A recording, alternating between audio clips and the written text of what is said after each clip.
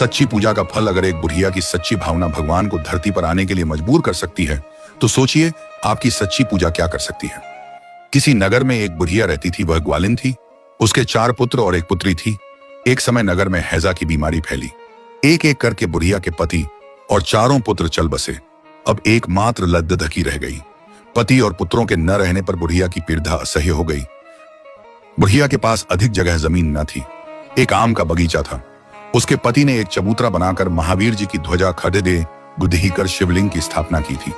बुढ़िया के पति का एक नियम था कि वह प्रतिदिन स्नान करके एक लोटा जल शिवजी पर चढ़ाता, धूप देता और प्रसाद के रूप में थोड़ा बतासा चढ़ाकर छोटे छोटे बच्चों को बांट देता था।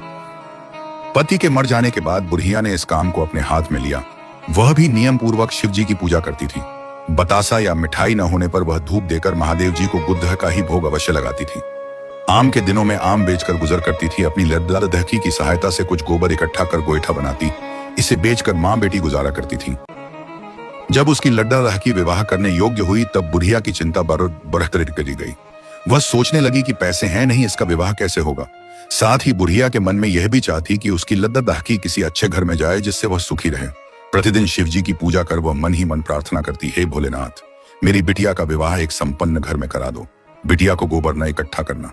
थे। एक दिन जब बुढ़िया शिव पूजा करने के लिए हाथ में एक लोटा जल तथा कुछ मिठाई लेकर आई, तब एक नौजवान पुरुष घोड़े से उसके सामने उतरा और एक वृक्ष के सहारे बैठ गया। वह आदमी सूर्य की चिलचिलाती हुई किरणों से अत्यंत तप्त हो रहा था। प्यास से उसका गला सूख गया था। वह बोलने में असमर्थ था। इशारे से उसने बुढ़िया से जल मांगा। बुढ़िया ने शिवजी की पूजा का जल और मिठाई उस नौजवान को दे दी। उस आदमी ने मिठाई खाकर जलपान किया। थोड़ी देर के बाद उसको बोलने की शक्ति हुई तो उस नौजवान ने बुढ़िया से पूछा, हे माता, तुम इस दोपहर में मिठाई और जल लेकर क्यों आई थी? उसने कहा, शिवजी की पूजा करने का मेरा प्रतिदिन का नियम है, इसलिए आई थी। नौजवान ने कहा, तब तुमने इन वस्तुओं को मुझे क्यों दे दिया? बुढ़िया ने कहा, बेटा, प्यासे को पानी और भूखे को अन्न देना ही पूजा है। पूजा के लिए जल और प्रसाद फिर ले आऊंगी। उस नौजवान ने बुढ़िया से पूछा, तुम्हारे परिवार में कितने लोग हैं? उसने कहा, बेटा, मैं क्या कहूं, आज से कुछ वर्ष पहले हैजे से मेरे 4 पुत्र और पतिदेव की मृत्यु हो गई। मेरी एक 12 वर्ष की लद्दधकी बची है। उसका विवाह करना है। रुपए पास में हैं, नहीं कैसे करूं, यही शिवजी से मनाती हूं। हे भोले बाबा, मेरी बिटिया की शादी अच्छे घर में करा दो जिससे वह सुखी रहे। नौजवान ने कहा, माता, तुम कल सूर्यास्त के समय इसी स्थान पर आना भूलना नहीं, मैं अवश्य आऊंगा। बुढ़िया के बहुत पूछने पर भी उसने अपना नाम या ग्राम नहीं बताया और वह घोड़े पर सवार होकर चला गया। दूसरे दिन बुढ़िया सूर्यास्त के समय आई। वह शिवजी के चबूतरे पर बैठकर प्रतीक्षा करने लगी। अंधेरा होने लगा। अकेली बुढ़िया बगीचे में डरने लगी। वह मन ही मन सोचने लगी, शायद वह भूल गया होगा या झूठे ही कह दिया होगा, अब मैं घर चलूं। इतने में घोड़े के पैरों की आवाज सुनाई पड़ी और वह नौजवान पुरुष आ गया। बुढ़िया को प्रणाम करके 5000 रुपए उसके हाथ में देते हुए कहा, जाओ, तुम्हारी बिटिया मेरी बहन है, उसका विवाह अच्छे घर में ठीक करो। विवाह के दिन मैं फिर आऊंगा। आटा, घी, चीनी, लद्दधी, कपददे आदि वस्तुएं विवाह के दिन से पहले तुम्हारे घर आ जाएंगी।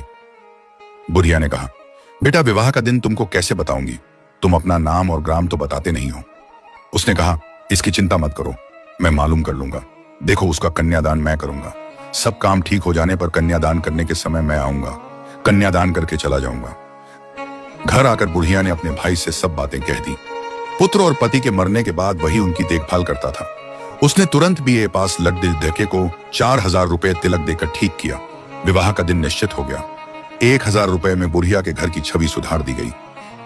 विवाह के ठीक एक दिन पहले सायंकाल 5 बैलगादियां आटा, चावल, दाल, घी, चीनी, नमक, मसाला, जलावन आदि सामग्री से भरी हुई आई। बुढ़िया का घर पूछकर गादीवानों ने उसके घर पर चीजें रख दी और उसी समय वे चल दिए। किसने भेजा, कहां की गादियां हैं, उन लोगों ने कुछ नहीं बताया। विवाह के दिन कन्यादान के ठीक 10 मिनट पहले घोड़े पर चढ़ा हुआ वह व्यक्ति आया और घर के भीतर चला गया। पुरोहित जी से लेकर उसने कुश की अंगूठी पहन ली और लद्दधकी के दाहिने हाथ के अंगूठे को पग डीडी दिया कर संकल्प किया। उसने वर के हाथ में लद्दधकी का अंगूठा देकर 5 गिन्नी दक्षिणा दी। अंत में 105 रुपए पुरोहित को देकर वह चलने को तैयार हुआ। बुढ़िया के बहुत कहने पर एक मिठाई खाकर उसने जलपान किया। घोड़े पर चढ़कर वह कहां चला गया, किसी को मालूम नहीं हो सका। शिक्षा, हमें प्राण बचाने वाले के प्रति सदा कृतज्ञ रहना चाहिए और उसकी पूरी भलाई करनी चाहिए। उपकार करने वाले को अपना नाम गुप्त रखना चाहिए। क्योंकि कहने से उसका फल घट जाता है। सच्चे मन से की गई पूजा का फल अवश्य मिलता है। बुढ़िया और उसकी बेटी का जीवन धीरे धीरे बदलने लगा। विवाह के बाद भी बुढ़िया प्रतिदिन उसी नियम से शिवजी की पूजा करती रही। उसका विश्वास और भी गहरा हो गया था। अब उसके मन में कोई अभाव नहीं था, केवल कृतज्ञता थी। कुछ समय बाद उसकी बेटी अपने ससुराल से मायके आई। उसके चेहरे पर संतोष और सुख की चमक थी। उसने अपनी मां को बताया कि उसका ससुराल बहुत अच्छा है, सब लोग उसे बहुत प्यार करते हैं। बुढ़िया की आंखों में खुशी के आंसू आ गए। उसने मन ही मन भोलेनाथ को धन्यवाद दिया। एक दिन बुढ़िया ने सोचा कि उस नौजवान के बारे में पता लगाया जाए जिसने उसकी इतनी बड़ी मदद की थी। वह उसी चबूतरे पर गई और बैठकर सोचने लगी। तभी वहां एक साधु आया। बुढ़िया ने उसे प्रणाम किया और अपनी पूरी कहानी सुना दी। साधु मुस्कुराया और बोला कि माता, तू जिसको ढूंढ रही है वह कोई साधारण मनुष्य नहीं था। तेरी सच्ची सेवा और निस्वार्थ भावना से प्रसन्न होकर स्वयं भगवान ने तेरी सहायता की है। यह सुनकर बुढ़िया की आंखों से आंसू बहने लगे। उसका विश्वास और भी अटूट हो गया। उसने उसी दिन संकल्प लिया कि वह जीवन भर भूखे को भोजन और प्यासे को पानी देती रहेगी। धीरे धीरे बुढ़िया का घर जरूरतमंदों का सहारा बन गया। जो भी वहां आता उसे कभी खाली हाथ नहीं लौटाया जाता। लोग दूर दूर से उसकी दया और सेवा की बातें सुनकर आने लगे। समय बीतता गया और बुढ़िया का नाम पूरे नगर में सम्मान के साथ लिया जाने लगा। उसकी बेटी भी अपने घर में सुखी जीवन जीती रही और हमेशा अपनी मां की सीख को याद रखती रही। अंत में बुढ़िया ने अपने जीवन से यही सिखाया कि सच्ची पूजा मंदिर में नहीं बल्कि इंसानियत में होती है। जो दूसरों के दुख को समझता है और बिना किसी स्वार्थ के मदद करता है वही सच्चा भक्त होता है। समय के साथ बुढ़िया और अधिक वृद्ध हो गई, पर उसका नियम कभी नहीं टूटा। वह रोज सुबह उठकर शिवजी के चबूतरे की सफाई करती, जल चढ़ाती और जो कुछ भी होता उसमें से थोड़ा हिस्सा जरूरतमंदों को दे देती। एक दिन सर्दियों की केडी ढाके की ठंड में एक गरीब यात्री उसके दरवाजे पर आया। उसके पास पहनने को पर्याप्त कपड़े भी नहीं थे और वह कांप रहा था। बुढ़िया ने बिना देर किए अपना एकमात्र गर्म शाल उसे ओढ़ा दिया और उसे अंदर बैठाकर दूध और पानी दिया।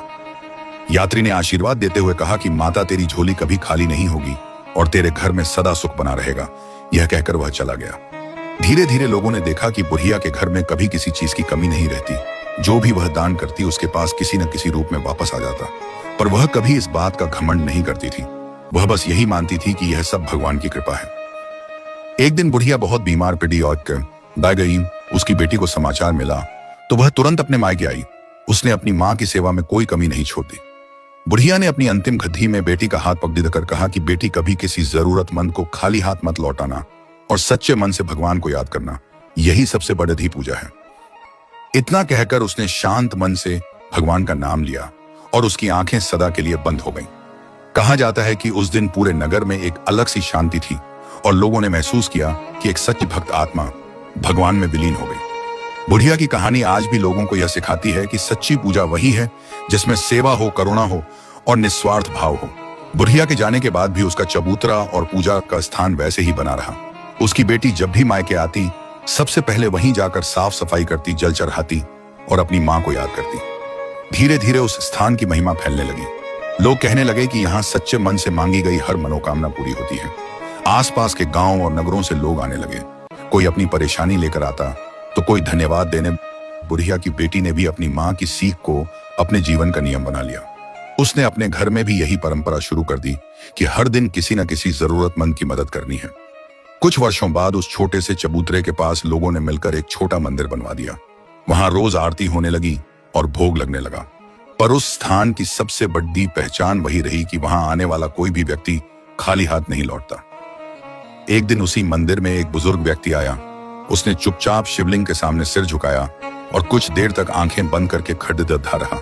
फिर उसने वहां मौजूद लोगों से कहा कि इस स्थान की शक्ति किसी पत्थर में नहीं बल्कि उस निस्वार्थ भावना में है जो कभी एक बुढ़िया के दिल में थी। लोग उसकी बात सुनकर भावुक हो गए और उन्होंने संकल्प लिया कि वे भी अपने जीवन में सेवा और दया को अपनाएंगे। कहते हैं उस दिन के बाद से उस स्थान पर आने वाले लोगों के जीवन में भी बदलाव आने लगा। लोग सिर्फ मांगने नहीं बल्कि देने की भावना लेकर आने लगे। और इसी तरह उस बुढ़िया की कहानी पीढ़ी दर पीढ़ी चलती रही।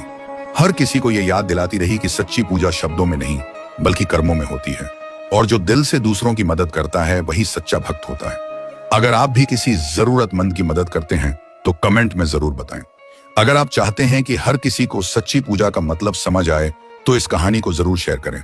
अगर आप इंसानियत और भक्ति की कहानियां पसंद करते हैं तो हमें फॉलो जरूर करें। क्रिएटर विनायक वर्मा। समय निकालकर पढ़ने के लिए धन्यवाद।